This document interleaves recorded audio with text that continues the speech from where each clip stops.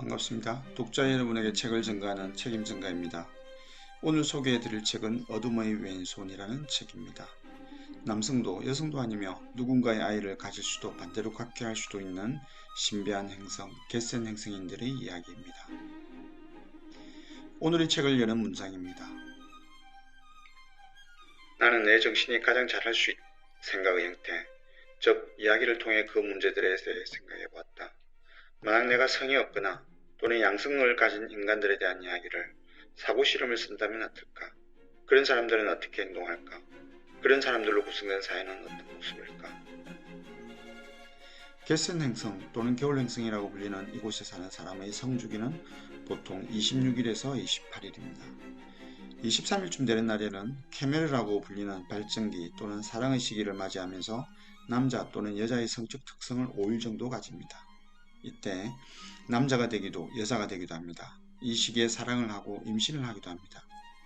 출산 이후 육아는 집단으로 이루어집니다. 이곳에서는 국경에서의 충돌은 있지만 군대와 전쟁이 없습니다. 저자는 이 책의 서문에서 그 이유를 이렇게 설명합니다. 전쟁이 없는 세계를 상상하려던 내 마음은 남자가 없는 세상에 도착하게 되었다. 남자가 없는 세상, 늘 남자인 존재, 자신을 증명하려는 존재가 없는 그런 세상에. SF와 판타지 소설의 대가인 어슐러 K. 러긴의 어둠의 왼손에는 이야기를 이끌고 있는 여러 명의 인물이 등장합니다. 등장인물 중 지구에서 온 특사 겟니아이를 빼고는 모두 어떤 때는 남자였고 어떤 때는 여자였으며 대부분은 둘 다 아닌 사람입니다. 저자의 사고 실험에 깊이 빠져서 책장을 넘기다 보면 남녀의 구별이 없는 사회의 이로움에 매료됩니다. 늘 한 가지 성 형태를 지닌 겟니아이는 겨울 행성에서는 성 도착자로 불립니다. 책을 읽는 동안에는 남성성 또는 여성성을 내세우는 일이 부끄러우십니다. 여성성이란 무엇일까요? 또 남성성은 무엇일까요? 어둠의 왼손 책 표지입니다. 책 제목은 빙원지대를 건너는 중 아스트라벤이 읊은 시에서 따온 것 같습니다. 빛은 어둠의 왼손, 그리고 어둠은 빛은 오의 손. 둘은 하나, 삶과 죽음은 함께 있다. 캐멜리를 맹세한 연인처럼, 마주잡은 두 손처럼, 목적과 가정처럼. SF와 판타지 소설로 수차례 휴고상, 네뷸러상, 로크스상을 수상하였습니다. 소설의 내용은 이렇습니다.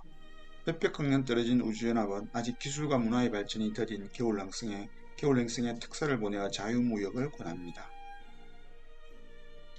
겟니아이는 카레이데라는 국가에서 에스트라벤 수상의 도움을 받아 왕을 면담하였습니다. 하지만 두 사람은 업무에 휘말리게 되어 왕을 설득하는 데 실패합니다. 이후 에스트라벤 수상은 카레이데에서 추방당하고 겟니아이는 이웃나라인 오르고레인 왕에게 협력을 제안하기 위해 카레이데를 떠납니다. 겟니아이는 오르고레인에서 추방당한 에스트라벤을 만났지만 여기서의 상황은 더 나빠졌습니다.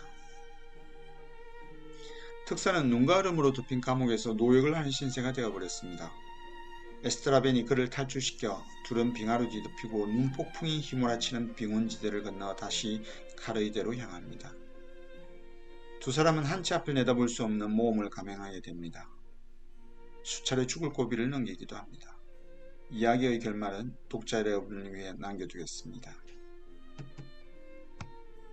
성 정체성에 대한 사고 외에 이 책을 끄는 또 하나의 중요한 테마는 겨울입니다. 이곳은 추운 겨울이 지나면 혹한의 겨울이 찾아옵니다. 이곳 사람들에게는 추위 속에서 살아남기 위해 현재가 중요합니다. 이곳에는 특별한 시간 개념이 존재합니다. 겟센 행성에는 작년과 내년이 없습니다. 원년, 즉 현재년을 기준으로 1년 전과 1년 후가 있을 뿐입니다. 혹한에 대한 묘사는 겟니아이와 에스트라벤이 빙원지대를 건너는 장면에서 두드러집니다. 저자가 북극과 남극의 생존 조건과 전략, 핀란드의 겨울나기, 펭귄과 원주민들의 현지 적응, 남극 탐험가 스콧의 경험을 참고하여 만든 묘사는 한여름에 읽는다면 오한이 들 정도입니다. 페미니즘 관점에서 함께 읽으면 좋을 책은 게르트 브란튼베르그의 이갈리아의 딸들입니다. 저는 이 책을 2002년 8월에 읽었지만 여성과 관련된 이야기를 할 때면 알리스 슈바르츠의 아주 작은 차이와 함께 제 머릿속에 떠오르는 책입니다. 남녀의 삶이 바뀐, 기발하면서도 깊은 생각거리를 우리에게 주는 페미니즘 분야의 최고의 책입니다. 저자인 게르트 브란덴베르그는 노르웨이 오슬로에서 태어났습니다. 오슬로 대학을 졸업하고 교사 생활을 하였지만 1970년대부터 여성해방운동에 적극적으로 참여한 작가입니다. 이 책은 남자와 여자의 역할이 완전히 뒤바뀐 가상국가인 이갈리아를 배경으로 하고 있습니다. 하지만 이 국가에서도 여성이 권력을 쥐게 되면서 남성에 대한 지나친 억압과 사회에서의 남성에 대한 편견이 상존하는 사회입니다. 여성과 남성의 역할이 바뀌었다고 해서 유토피아라고 할 수 없겠죠. 제게는 충격이 컸던 소설입니다. 겨울이라는 관점에서 함께 읽으면 좋을 책은 스밀라의 눈에 대한 감각입니다. 겨울, 눈과 얼음을 좋아하시는 분에게 강추합니다. 저는 이 소설을 2007년 7월에 읽었습니다. 당시에 KBS 라디오 클래식 음악방송에서 연주가인 DJ께서 차가운 목소리로 이 소설을 조금씩 읽어줬습니다. 목소리와 배경음악, 기묘한 줄거리에 푹 빠져서 이 책을 읽었던 기억이 납니다. 저자인 페트베는 덴마크 코펜하겐에서 태어났습니다. 문학 석사 학위를 받았으며 1993년 발표한 스밀라의 눈에 대한 감각은 세계적인 베스트셀러가 되었습니다. 그의 타임지에서 올해의 책으로 선정되었으며 영화로도 만들어졌습니다. 이 책의 줄거리는 덴마크와 그린란드를 배경으로 한 여자의 죽음을 둘러싼 추리소설입니다. 독자 여러분은 눈과 얼음에 대한 특별한 능력을 가진 아마추어 탐정가 스밀라가 사건을 해결하는 과정에 푹 빠질 것입니다. 추운 지방에서만 경험할 수 있는 삶의 형태와 눈과 얼음에 대한 속성을 즐길 수 있습니다. 당시에 제가 쓴 독후감 노트에는 스밀라의 생각과 행동은 옳다라고 적혀 있습니다. 이 책을 읽는다면 추리소설에서 드물게 동작하는 스밀라라는 새로운 캐릭터의 마음을 빼앗길 것입니다. 다시 어둠의 왼손으로 돌아오겠습니다. 어둠의 왼손은 소설 자체도 흥미롭지만 저자가 서문에서 밝히는 소설의 역할과 소설가의 시각에 대한 주장도 상당한 설득력을 가지고 제게 생각할 거리를 줍니다. 저자는 소설가들은 자신들이 거짓말을 뒷받침하기 위해 온갖 종류의 사실을 인용하기도 한다라고 주장합니다. 거짓말을 뒷받침하는 사실이란 도대체 어떤 것인가요?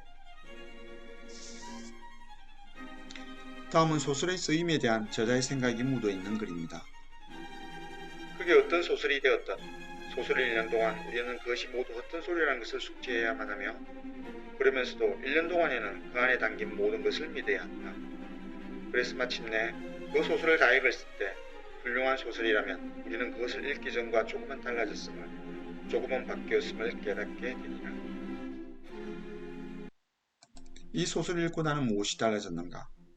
성인에게 주는 역할, 기대, 질문, 행동, 심리적 억압으로 나는 자유로울 수 없다는 사실을 깨닫습니다. 나이가 들면서 호르몬이 감소하고 있으니 거기에 기대볼까 합니다. 또 하나는 성프레임을 없애거나 뒤집어 보는 습관이 필요하다는 것입니다. 왜냐하면 나의 말과 행동이 폭력이 될 수 있기 때문입니다. 소설을 읽는 동안 겨울행성에 가고 싶다는 생각을 하게 되었습니다. 노르웨이나 스웨덴에 못 가게 되면 가까운 블라디보스톡이라도 가고 싶습니다.